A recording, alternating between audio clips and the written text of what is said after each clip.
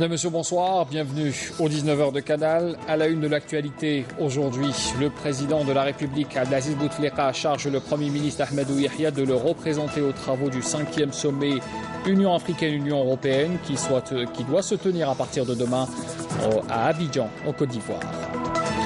Le général de corps d'armée Ahmed Gaïd Salah appelle à relever les défis à travers la mise en place d'une stratégie de communication et d'information efficace. La déclaration est faite à l'ouverture des travaux d'une journée d'études sur le thème de la communication opérationnelle au sein de l'armée nationale populaire. Également ce soir, on parle de cette visite du PDG de Sonatrach. Il a procédé à Hassim Saoud à la mise en service officielle d'un projet de gaz de vente à partir d'un complexe industriel. C'est un projet qui doit contribuer à satisfaire la forte demande gazière durant la période hivernale. Et puis le chiffre à retenir ce soir, 330 milliards de dinars seront alloués pour le financement d'un programme de 120 000 logements de type location-vente. Une convention a été signée ce mardi entre le ministère de l'Habitat, le CPA, l'ADL et puis la CNL également présente pour cette convention. Bienvenue à tous. Pour l'actualité, on commence d'abord par ce message du président de la République, Abdelaziz Bouteflika, un message adressé à son homologue d'Albanie, message de félicitations bien sûr à l'occasion de la fête nationale de son pays dans lequel le président Bouteflika réitère sa disponibilité à œuvrer au raffermissement des liens d'amitié et de coopération qui existent entre l'Algérie et l'Albanie. Autre message de félicitations adressé par le chef de l'État, cette fois à son homologue mauritanien Mohamed Ould Abdelaziz à l'occasion de la célébration de la fête de l'indépendance de la Mauritanie dans lequel le président Bouteflika salue ses efforts en faveur de la sécurité et de la stabilité dans le continent noir. Le chef de l'État, Abdelaziz Bouteflika, charge donc le Premier ministre Ahmadou Yahya de le représenter aux travaux du 5e sommet Union africaine-Union européenne. C'est un sommet qui doit se tenir à partir de demain à Abidjan, en Côte d'Ivoire. Le Premier ministre sera accompagné du ministre des Affaires étrangères, Abdelkader Messahel. Et puis justement, à propos de ce sommet, la réunion des ministres des Affaires étrangères, cette réunion préparatoire de ce 5e sommet, on en parle également ce soir, une réunion qui examine à Abidjan les perspectives de renforcement du partenariat entre l'Union africaine d'un côté et l'Union européenne de l'autre, avec l'ambition partagée de conférer donc à ce partenariat une dimension et une vision stratégique selon la déclaration du ministre des Affaires étrangères Abdelkader Messahel. On fait le point sur cette réunion avec Amel Messaïd. À la veille de la tenue du 5e sommet Union africaine-Union européenne ayant pour thème l'investissement dans la jeunesse pour une croissance inclusive, accélérée et un développement durable, le ministre des Affaires étrangères Abdelkader Messahel a pris part aux travaux de la réunion des ministres des Affaires étrangères de l'Union africaine et de l'Union européenne. Cette réunion porte sur l'examen des documents devant sanctionner le sommet. Dans son discours prononcé lors de la réunion, Abdelkader Messahel a appelé à la résolution des conflits en Afrique par des solutions politiques émanant des acteurs concernés afin de mettre un terme aux défis sécuritaires. Le Conseil des ministres s'est réuni aujourd'hui en session préparatoire au 5e sommet entre l'Union africaine et l'Union européenne. L'exercice que nous avons fait aujourd'hui, c'était d'examiner les documents qui seront soumis demain aux chefs d'État et de gouvernement. Parmi lesquels il y a une déclaration à portée politique générale et également une série de projets à titre économique et qui permettront donc à la coopération entre ces deux ensembles d'avoir plus de visibilité, parce que la notion du développement est toujours donc une notion cardinale et principale inscrite à l'ordre du jour de ce sommet. Sur les questions de sécurité et de paix, il est évident que l'Algérie, comme vous le savez, le président de la République a été désigné par ses pairs comme étant le leader pour essayer de présenter un peu l'approche africaine en matière de lutte contre le terrorisme et ses connexions, et contre le terrorisme et également le crime organisé. Donc il y a un mémorandum qui a été présenté au nom du président de la République au dernier sommet de l'Union africaine. Ce document sera également présenté demain en tant que contribution de l'Algérie donc à ce sommet sur ces questions liées à la paix et à la sécurité, notamment liées à la lutte contre le terrorisme et le crime organisé en Afrique et partout ailleurs, puisque ce sont des défis auxquels est confrontée l'Europe et l'Afrique. Donc à ces défis, nous avons suggéré aujourd'hui qu'il y ait plus de consultation, plus de coordination entre les deux organisations, entre les deux ensembles, et entre les pays des deux rives, des deux côtés, pour essayer de faire en sorte que ces questions doivent et sont prioritaires pour l'avenir du partenariat entre l'Afrique et l'Europe. En marge de cette réunion ministérielle, Abdelkader Messahel s'est entretenu avec son homologue allemand, Gabriel Sigmar. L'entretien qui s'inscrit dans le cadre du dialogue permanent entre les deux pays a porté sur les relations bilatérales et ses prochaines échéances, ainsi que le renforcement et la diversification des échanges économiques entre les deux pays. Enfin, les deux ministres ont procédé à un échange de points de vue sur l'évolution de la situation dans la région, en particulier au Mali et en Libye. Abdelkader Messahel s'est aussi entretenu avec son homologue estonien. Les deux ministres ont examiné l'état d'avancement de la coopération bilatérale ainsi que les voies et moyens de son renforcement dans différents domaines. Les deux ministres ont en outre abordé certaines questions régionales et internationales, comme la question de la lutte contre le terrorisme et l'extrémisme violent. Voilà ce qu'on pouvait dire à propos de ce 5e sommet Union africaine-Union européenne qui doit se tenir, je le rappelle, demain à Abidjan. Bien sûr, on aura l'occasion de revenir en détail sur cet événement qu'accueille ce pays, la Côte d'Ivoire, demain. Mercredi. L'actualité est marquée aussi par la coopération. Le Premier ministre Ahmadou Yahya a reçu ce mardi le ministre vietnamien de la construction Pon Hong Ha. Il est en visite d'ailleurs en Algérie. L'audience s'est déroulée en présence du ministre de l'Industrie et des Mines, Youssef Yousfi.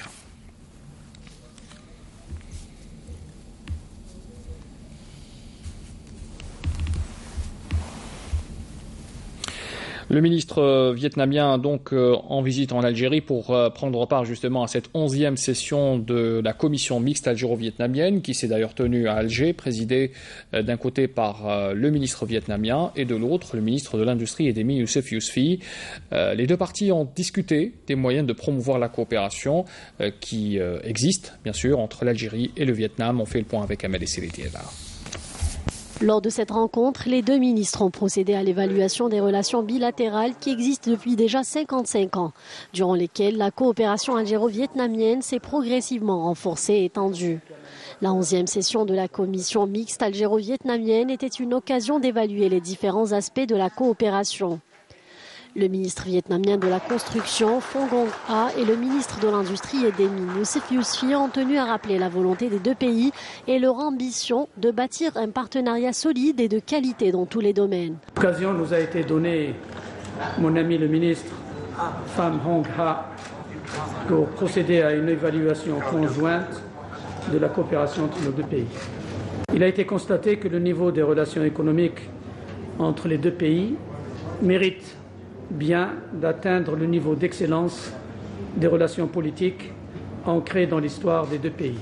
C'est à ce titre que nous avons constaté qu'il y a beaucoup d'opportunités à saisir dans différents domaines. L'évaluation faite par le ministre permet de montrer tous les efforts que les deux parties ont consentis au cours de ces dernières années. De notre côté, nous ferons de notre mieux pour concrétiser les engagements pris dans le cadre de la 11e session de la commission mixte algéro-vietnamienne. Il est à rappeler aussi que durant mon séjour en Algérie, j'ai eu des entretiens très productifs avec plusieurs ministres algériens. Les deux ministres avaient ainsi émis la volonté de mettre en place un plan d'action commun dans le cadre d'une convention de coopération bilatérale dans différents secteurs. Industrie et technologie par la mise en place d'un groupe de travail mixte, la création d'un conseil d'affaires pour élever les échanges commerciaux, la mise en place également d'un groupe de travail dans le domaine de l'habitat et de l'urbanisme. Dans le domaine des transports, il est également prévu la tenue de la première réunion du comité maritime mixte début 2018. Il s'agit également d'élargir la coopération dans le domaine de l'énergie et la mise en place d'un groupe de travail conjoint pour examiner et mettre en œuvre les accords signés entre les deux pays dans le domaine agricole et un comité technique mixte dans le domaine de la santé. Coopération toujours, le Premier ministre Ahmadou Yahya a reçu ce mardi à Alger le président de l'Académie nationale des sciences de l'Azerbaïdjan, Akif Alizadeh. L'entretien s'est déroulé en présence du ministre de l'Enseignement supérieur et de la Recherche scientifique Tahar Hadjar. L'Algérie et l'Azerbaïdjan ont exprimé ce mardi à Alger leur réelle volonté de renforcer leur coopération dans le domaine de l'enseignement supérieur et de la recherche scientifique à l'occasion d'une rencontre entre le ministre de l'Enseignement supérieur, Tahar Hadjar, et le président de l'Académie nationale des sciences azerbaïdjanaises.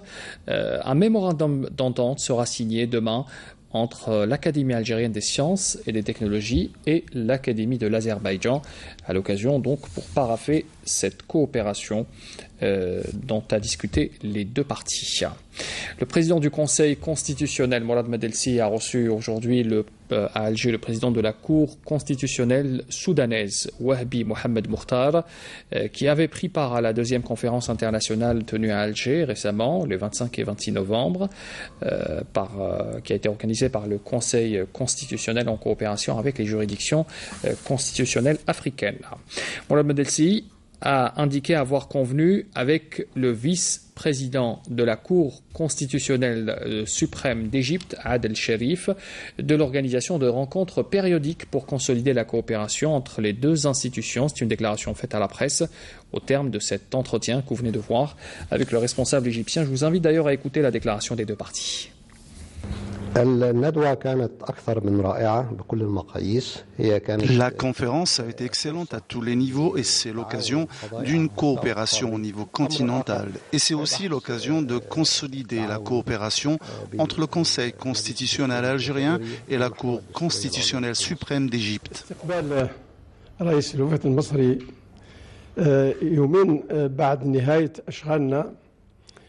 Cette rencontre avec le vice-président de la Cour constitutionnelle suprême d'Égypte revêt une grande importance. L'Égypte est pionnière en matière d'exception d'inconstitutionnalité du fait de son expérience de plusieurs décennies.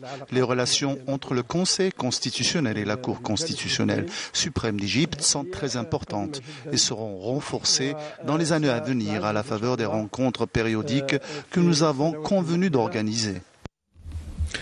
Le général de corps d'armée Ahmed Gaïd Salah, vice-ministre de la Défense nationale, chef d'état-major de l'armée nationale populaire, a présidé l'ouverture des travaux d'une journée d'études sur le thème la communication opérationnelle au sein de l'armée nationale. C'est dans le cadre de l'exécution du plan de communication de l'ANP pour la nouvelle année 2017-2018. Le compte rendu de l'intervention du chef d'état-major de l'ANP avec Abdelmajid Makassi. L'ouverture des travaux de la journée d'études a été donnée par le général de corps d'armée Ahmed Gaïd Salah, vice-ministre de la Défense nationale, chef d'état-major de l'ANP, en présence d'officiers généraux de cadres de l'armée nationale populaire, ainsi que d'officiers de la communication, de l'information et de l'orientation relevant des différentes régions militaires, des structures et des écoles de l'ANP. Cette journée d'études a été animée par des cadres spécialisés de l'ANP à travers des conférences et des interventions qui ont mis la lumière sur un aspect sensible de la communication opérée au sein de l'ANP, qui est la communication opérationnelle, notamment durant les exercices et les opérations militaires et en situation de crise. L'organisation de cette journée d'études en ce mois sacré de novembre constitue une autre face de sa commémoration et une nouvelle opportunité pour se remémorer le plus grand des hauts faits nationaux, qui est le déclenchement de notre glorieuse révolution libératrice, dont le peuple algérien vient de commémorer le 63e anniversaire. Dans ce sillage, je tiens à rappeler devant vous l'ingéniosité de ceux qui ont fait la gloire de l'Algérie et qui l'ont inscrite dans l'histoire de l'humanité en menant la plus grande révolution du XXe siècle. Ce sont ces braves chouhada et moudjahidines qui ont conféré la plus grande importance à ce domaine essentiel durant notre glorieuse révolution, et ce malgré la difficulté des circonstances. Ils étaient parfaitement conscients que l'information et la communication est une arme efficace face à l'appareil de propagande, d'imposture et de guerre psychologique adopté par le colonisateur abject dans l'objectif d'isoler la révolution de son prolongement populaire. Le général de corps d'armée a appelé à relever les défis à travers la mise en place d'une stratégie de communication et d'information efficace qui contribuera à asseoir un système global de défense nationale. L'information et la communication dans son état actuel a réussi à l'ère de la révolution de l'information et des télécommunications à faire du monde entier un petit village où le phénomène de la mondialisation est devenu un outil de domination visant à travers tous ses moyens à orienter l'opinion publique internationale et l'organiser autour d'une vision économique, sociale et culturelle unique où se fondent les spécificités de chacun et les fondements de leurs identités nationales. Ce sont des défis réels et nous sommes au sein de l'ANP, digne héritière de l'ALN, conscients de l'impératif de les soulever, œuvrant avec l'aide et le soutien de son Excellence, Monsieur le Président de la République, chef suprême des Forces armées, ministre de la Défense nationale, à tracer une stratégie d'information et de communication efficace, puisant dans les valeurs de notre glorieuse révolution. Cette journée dont les travaux ont été enrichis par une projection d'un film documentaire relatif au thème a connu l'organisation d'ateliers pratiques dans le domaine de l'information et de la communication afin de simuler la réalité lors des exercices et manœuvres militaires. Elle a pour objectif de forger les connaissances et les expériences des cadres de l'ANP, en particulier les officiers CIO, à travers les structures et les formations de l'ANP dans le domaine de la communication opérationnelle. La communication militaire, justement, on en parle. On apprend ce soir à travers un communiqué du MDN que dans le cadre de la lutte antiterroriste, un détachement, plutôt une patrouille menée par près de la bande frontalière à Borj Badji Mokhtar en 6e région militaire, un détachement de l'armée nationale populaire a découvert aujourd'hui, donc 28 novembre, une cache d'armes et de munitions. Elle contient très exactement un lance-roquette de type RPG-7 avec 2 obus et une charge, 2 mitrailleuses lourdes de calibre 12,7 mm avec un canon, une base de tir, 3 chargeurs et 5 bandes à munitions. Vous les découvrez sur ces images. Une mitrailleuse également lourde de type PKT, 5 pistolets mitrailleurs de type Kalachnikov avec 11 chargeurs de munitions, 2 fusils semi-automatiques de type Simonov, une bombe à munitions pour mitrailleuse de type FMPK, 13 grenades également saisies avec 12 détonateurs, ainsi qu'une importante quantité de munitions s'élevant à 2932 balles de différents calibres et de 2 appareils de télécommunication, précise encore le communiqué du MDN. Un autre communiqué nous apprend également ce soir qu'un élément de soutien au groupe terroriste a été arrêté à Indefla par un détachement de l'armée. C'est ce qu'indique donc le communiqué du MDN. Par ailleurs, un détachement de l'ANP a saisi à Tindouf 94,5 kg de kif traité, tandis que des éléments de la gendarmerie nationale et des gardes frontières ont intercepté 3 narcotrafiquants et saisi 28,8 kg de la même drogue à Tlemcen. On apprend également que 3264 unités d'articles pyrotechniques, 1450 paquets de cigarettes et 1578 unités d'articles de boissons ont été saisis à Ouelglat Bessa, Mascara et Sidi Bel Abbès, tandis que les éléments de la gendarmerie nationale ont intercepté 50 immigrants clandestins de différentes nationalités à Tlemcen, Mostaganem, Bachar, Adrar, Larouat et enfin Gherdaya également. L'Assemblée générale élective du Conseil national de concertation pour le développement de la petite et moyenne entreprise a été installée ce mardi à Alger par le ministre de l'Industrie et des Mines, Youssef Yousfi. Ce conseil est créé pour encourager et promouvoir la création, le développement des associations professionnelles et des groupements TPE et PME. Voilà, donc j'y arrive. Le Conseil repose sur une approche permettant d'accorder des aides à toutes les catégories de PME et des start-up suivant les besoins de la demande de chaque entreprise. Le bureau du Conseil est composé de 10 membres, dont le président que le ministre de l'Industrie désignera prochainement. Une convention financière, j'en parlais tout à l'heure en titre, cette convention de près de 330 milliards de dinars a été signée ce mardi entre le ministère de l'Habitat, le Crédit populaire d'Algérie, l'Agence nationale de l'amélioration du développement de logement ADL et la Caisse nationale du logement, la CNL. C'est un crédit qui est destiné pour le financement d'un programme de 120 000 logements de type location-vente ADL. À l'issue de la cérémonie de signature, Tamar, le ministre de l'Habitat, a indiqué à la presse que cette convention constituait un nouveau démarrage pour la réalisation de ces 120 000 logements inscrits dans le plan d'action du gouvernement. Et puis, comme je l'ai annoncé en titre également, le président directeur général de Sonatrach a procédé ce mardi à la mise en service officielle d'un projet de gaz de vente à partir d'un complexe industriel situé à Hassim Saoud. C'est un projet qui contribue à satisfaire la forte demande gazière durant la période hivernale. Ould Qaddour a assisté aussi à une présentation sur l'organisation Urhoud, dont le gisement dans le bassin de Berkine vient d'atteindre le seuil symbolique d'1 milliard de barils produits depuis 2002 à ce jour. Saïda Mayouf était présente. Au complexe industriel sud à Hassim Saoud, le PDG de la Sonatrach procédera à l'inauguration officielle du projet de gaz de vente. Un projet à même de satisfaire une demande gazière sans cesse croissante en période hivernale. Une quantité de 10 millions de mètres cubes jour est ainsi mise pour la vente et qui peut carrément doubler si besoin est. Ce projet qui nous permet de produire de 10 à 20 millions de mètres cubes jour, qui sont très très importantes pour la commercialisation à l'international. Donc ça nous permet de répondre aux contrats que nous avons avec nos partenaires étrangers. Ça nous permettra de passer l'hiver, parce qu'en hiver, comme vous le savez, les gens consomment plus de gaz, que ce soit à l'étranger ou là en Algérie. Abdelmoumen Ould Qaddour ne manquera pas d'exprimer sa satisfaction quant au procédé télémétrie, haute technologie employée afin d'optimiser la production. Le champ de Hassim Saoud, comme vous le savez, c'est l'un des plus grands champs du monde. Il y a plus de 800 puits, donc sa gestion est très complexe. Pour gérer tous ces puits-là, il fallait qu'on développe un système d'optimisation du projet lui-même. Et donc là, vous avez bien vu que c'était des jeunes qui ont réellement fait quelque chose, une prouesse pour moi. Une des variables, c'est les NPT, Non-Productive Time, le temps où on ne produit pas.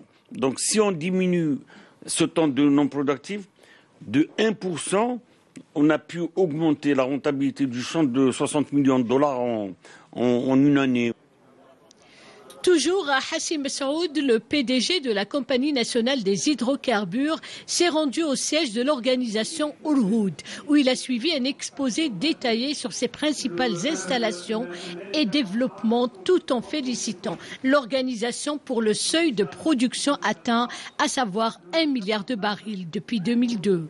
L'anniversaire si c'était un anniversaire de 1 milliard de barils de Urhoud, c'est un projet extrêmement important. Il démontre quelle est la relation qu'on peut avoir avec un partenaire. Donc si on a des bonnes relations avec des partenaires, on peut trouver du win-win pour les deux. Le partenaire gagne et nous gagnons. Formation et information, deux éléments clés sur lesquels insistera Ould Qaddour pour optimiser le rendement.